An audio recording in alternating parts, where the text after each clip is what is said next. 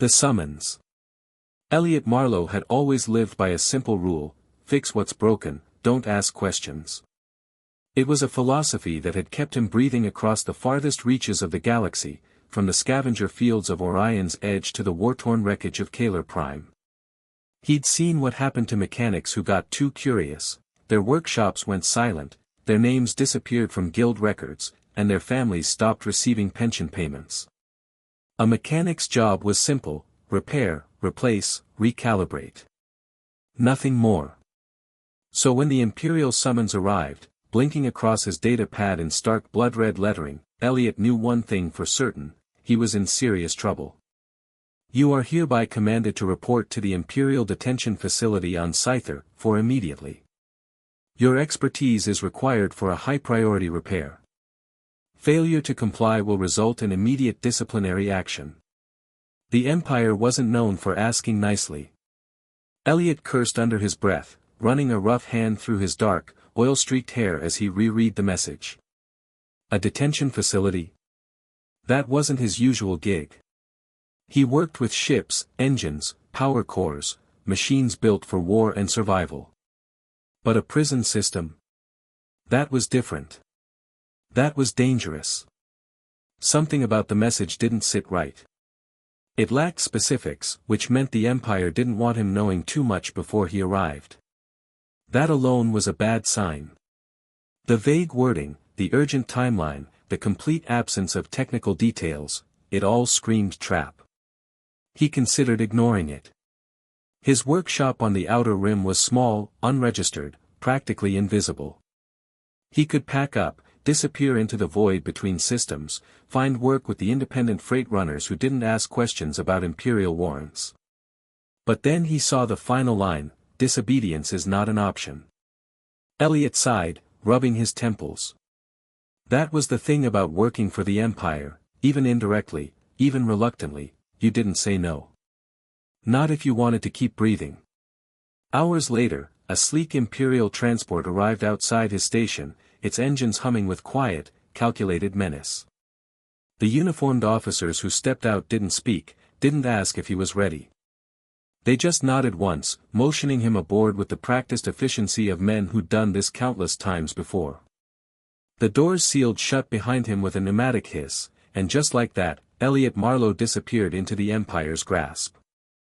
The journey through hyperspace was conducted in absolute silence.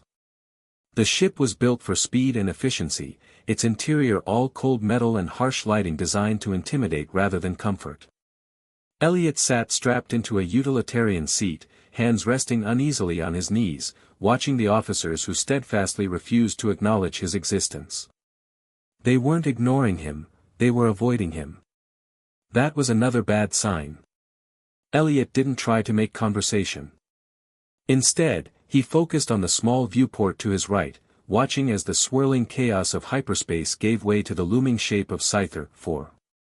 It was a dying world, a barren planet of jagged cliffs and endless storms, wrapped in a perpetual shroud of gray clouds that churned like a living thing. The Imperial Detention Facility was carved directly into the rock itself, its massive structure blending into the unforgiving terrain like some ancient beast crouched in wait. It looked less like a prison and more like a tomb. The descent.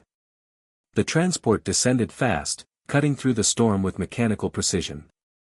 Elliot gripped his seat as powerful winds lashed against the hull, the ship bucking and rolling through the turbulent atmosphere. As they broke through the cloud cover, the full scale of the facility came into view, a fortress of cold steel and towering walls, reinforced by massive energy barriers that crackled with barely contained power. Elliot had seen his fair share of maximum security facilities, but this was something else entirely. This was a place where things went to disappear forever. The landing was rough, the ship settling onto a reinforced platform surrounded by armed guards who moved with the disciplined precision of career soldiers. No one gave Elliot time to get his bearings. The moment the ramp lowered, he was ushered out, guards falling into step beside him as they led him through the labyrinthine corridors of the facility. The deeper they went, the colder it became, not just in temperature, but in feeling. There was no noise beyond the hum of security systems, no sounds of prisoners, no distant echoes of movement. Just silence. It was unnatural, oppressive, as if the very walls absorbed sound and hope in equal measure. What exactly am I supposed to be fixing? Elliot asked, his voice echoing strangely in the corridor. The lead guard, a tall, battle-scarred man with the sharp features of someone who had long since abandoned any capacity for mercy, didn't answer. He just kept walking, his boots clicking against the metal floor in perfect rhythm. They passed through checkpoint after checkpoint, each one more heavily fortified than the last. Biometric scanners, energy barriers, automated weapon systems, the facility was designed to keep something in, something that the Empire considered extremely dangerous. Eventually, they arrived at a massive set of doors, reinforced and ancient-looking, their surface lined with deep claw marks that had gouged straight through the steel. Elliot stopped, his stomach twisting. The scratches were fresh enough to still show metal beneath, but old enough to have acquired a thin layer of rust. No one has entered this cell in years, the officer finally spoke, his voice flat and professional. Elliot turned his head, frowning. Then why the hell are you sending me in? The officer's jaw tightened. He didn't answer. Instead, he motioned toward the control panel beside the door. Your job is to repair the containment system. The automated feeds have been malfunctioning. Automated feeds? Elliot's blood chilled. What kind of prisoner needs automated feeds? But the officer was already entering his authorization codes. The locks released with a deafening clang that reverberated through the corridor like the sound of a tomb opening. The massive door groaned as it began to slide open, ancient mechanisms protesting after years of disuse. And then Elliot felt it, the instant change in the air. A deep wrongness that seeped out from the shadows beyond the threshold, carrying with it the scent of something wild and alien and utterly other. Then came the first sound, a low, guttural rumble. Not a growl, not a snarl, something older, something that spoke of patience and intelligence and barely restrained fury. Elliot's breath hitched as a pair of glowing amber eyes snapped open in the darkness beyond the door. And just like that, he realized this was no ordinary repair job. The discovery. The moment those amber eyes locked onto his, something primal inside Elliot screamed at him to run. But he stayed rooted in place, pulse hammering, breath caught somewhere in his throat as the presence in the cell shifted with deliberate, controlled movement. The light from the corridor barely stretched past the threshold, leaving most of the chamber in heavy shadow.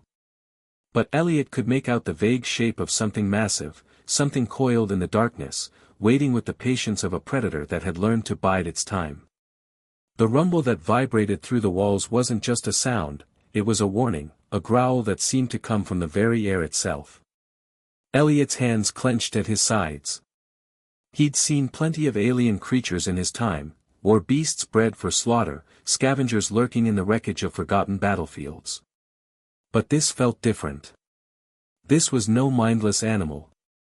This thing was watching him, measuring him, deciding whether he was a threat or merely another tormentor in a long line of Imperial cruelty. Elliot swallowed hard, forcing himself to breathe through the weight of that ancient stare. He flicked on his wrist-mounted flashlight, the beam cutting through the darkness, sweeping across the room in a slow, careful arc. The first thing he saw was the chains. They glistened under the harsh light, thick, reinforced metal cables that looked capable of restraining a small starship. They were wrapped around the titanic form of the creature inside, shackles clamped tightly around massive limbs, biting deep into fur-covered flesh. The metal was rusted where sweat and time had left their mark, telling a story of years of imprisonment. Then the light caught her face, and Elliot's world shifted. She was a tiger, but not like any tiger he'd ever seen before. Her fur was striped in silver and obsidian, creating patterns that seemed to shift and flow in the flashlight's beam. Her muscles were heavy with restrained power, each movement speaking of strength that could shatter bones with casual ease. But it was her eyes that stopped his breath, deep amber orbs that burned with a feral intelligence that sent ice crawling up his spine. She was beautiful. And absolutely terrifying. She could have lunged. Even chained, Elliot had no doubt she could have snapped the restraints through sheer force and rage. But she didn't. Instead, she watched him, her massive body coiled in perfect stillness, as if waiting for him to make the first move. "You're the reason they brought me here, aren't you?" Elliot muttered, his voice barely above a whisper. The tiger didn't respond with sound, but her ears twitched, her muscles tensing just slightly. She understood him. That was problem number one.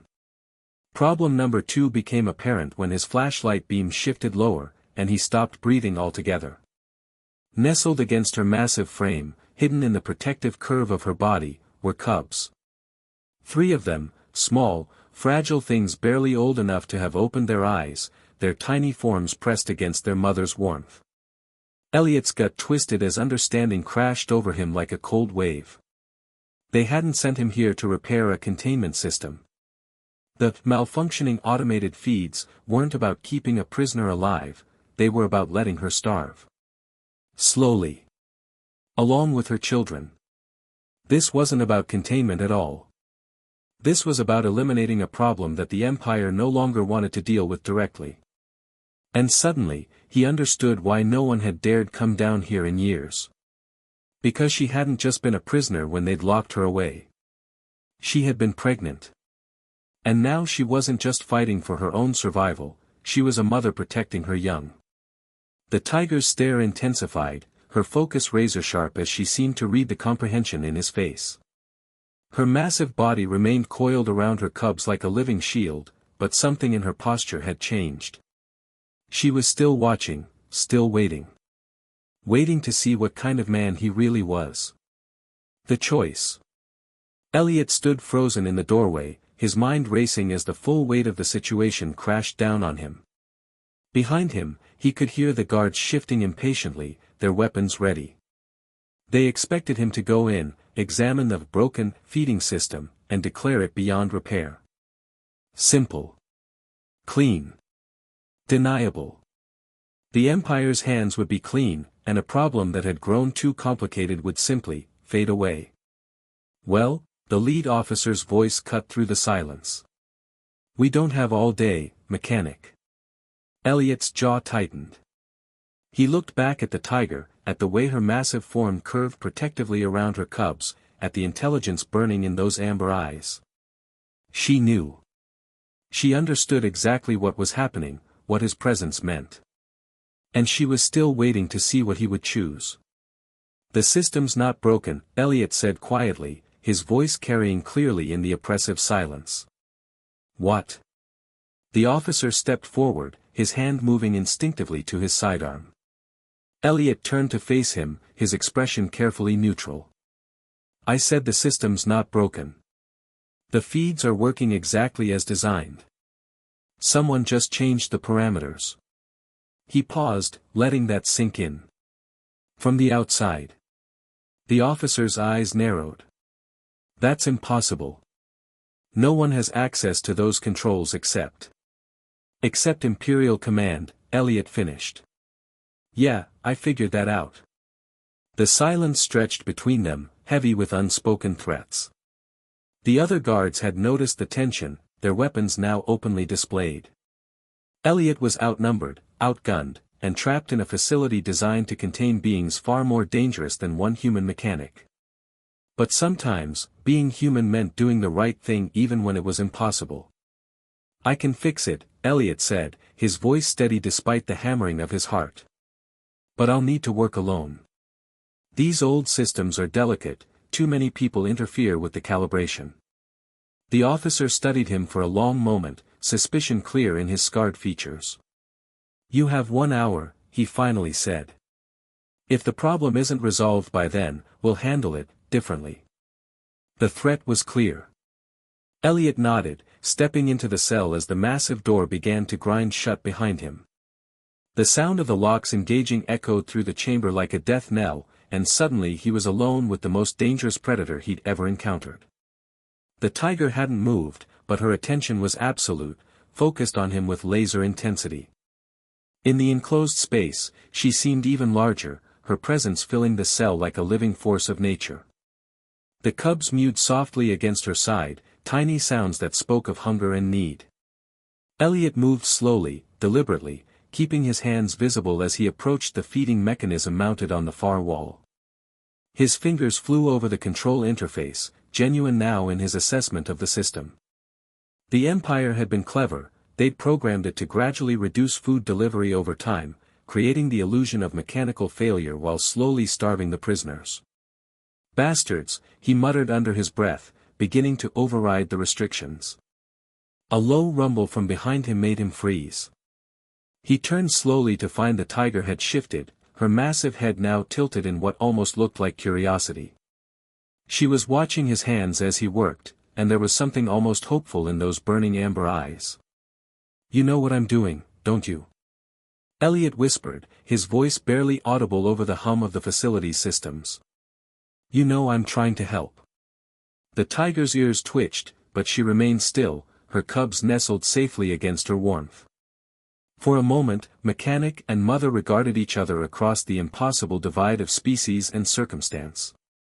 Then Elliot turned back to his work, his fingers dancing across the controls with new determination. He wasn't just fixing a feeding system anymore. He was planning an escape. The escape. Elliot's fingers worked with practiced precision, but his modifications went far beyond repairing the feeding system. He was accessing the facility's main security grid, using his Imperial clearance codes to map the prison's layout and identify potential escape routes. The tiger watched him work, her intelligence evident in the way she seemed to understand that something had fundamentally changed. "Listen to me," Elliot whispered, not turning from the control panel. "I'm going to get you out of here, but I need you to trust me. Can you do that?" The rumble that answered him was softer now, less threatening. When he glanced over his shoulder, he saw that the tiger had shifted slightly, no longer coiled in pure defensive posture. It wasn't quite trust, but it was a beginning. The locks on her shackles were biometric, requiring Imperial authorization to release. But Elliot had spent years working with Imperial systems, and every security measure had a backdoor, usually installed by engineers who wanted to maintain their equipment without bureaucratic delays. There, he breathed as the first shackle released with a metallic clank. The tiger's eyes widened, her massive form going perfectly still as she felt the restraint fall away from her front leg. Elliot moved quickly to the others, his heart pounding as each lock disengaged. With every released chain, the tiger seemed to grow larger, more real, more dangerous. When the final shackle fell away, she rose to her full height for the first time in years. She was magnificent, over 8 feet tall at the shoulder, her silver and obsidian stripes rippling with muscle that spoke of power beyond human comprehension. But instead of attacking, she gently gathered her cubs, holding them carefully in her massive jaws.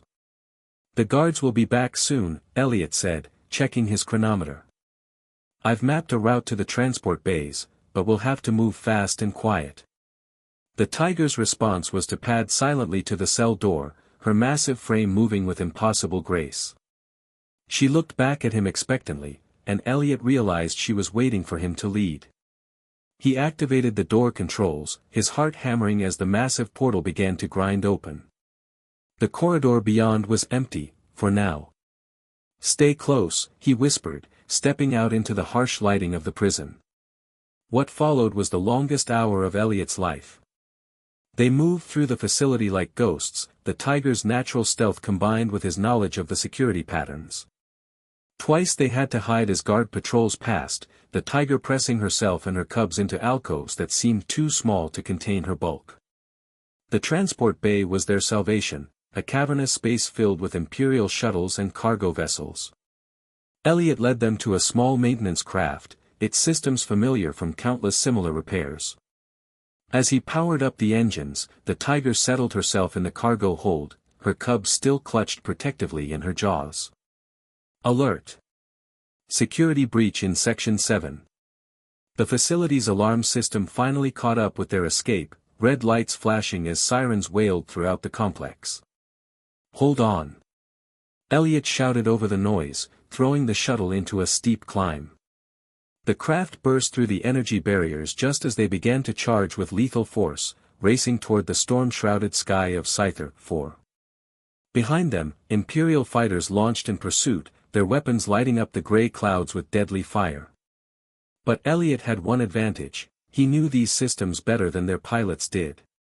He threaded the shuttle through the storm, using the natural electromagnetic interference to mask their escape vector. As they broke through the atmosphere and into the black of space, Elliot set course for the Outer Rim territories, places where the Empire's reach was weak and questions were rarely asked. In the cargo hold, the Tiger had finally released her cubs, letting them nurse as she watched the stars will pass through the viewport. "We did it," Elliot breathed, hardly believing it himself. The Tiger's amber eyes met his in the reflection of the cockpit glass, and for the first time, he saw something other than wariness in those ancient depths. It might have been gratitude. It might have been something deeper. Months later, on a small agricultural world where the Empire was just a distant threat, Elliot watched 3 tiger cubs play in the tall grass while their mother rested in the shade of his new workshop. The cubs had grown strong and healthy, their play fights already showing hints of the power they would one day wield. The Empire had declared him a fugitive, but somehow, watching those cubs discover the joy of freedom, he found he didn't care. Some things were worth more than safety, more than following orders. Some things were worth being human for. The Tiger approached him as the suns began to set, her massive form moving with that same impossible grace. She settled beside him, her warmth radiating against his side, and together they watched her children play in the fading light. In the distance, the cubs' laughter echoed across the peaceful world, a sound that had never existed in the cold depths of an Imperial prison, but now rang free under alien stars. Elliot smiled, his hand resting gently on the Tiger's flank. Sometimes the most important repairs weren't to machines at all, but to the bonds that connected all living things across the vast darkness of space. Sometimes, fixing what was broken meant choosing to be more than the sum of your programming. Sometimes, it meant choosing to be human. The end.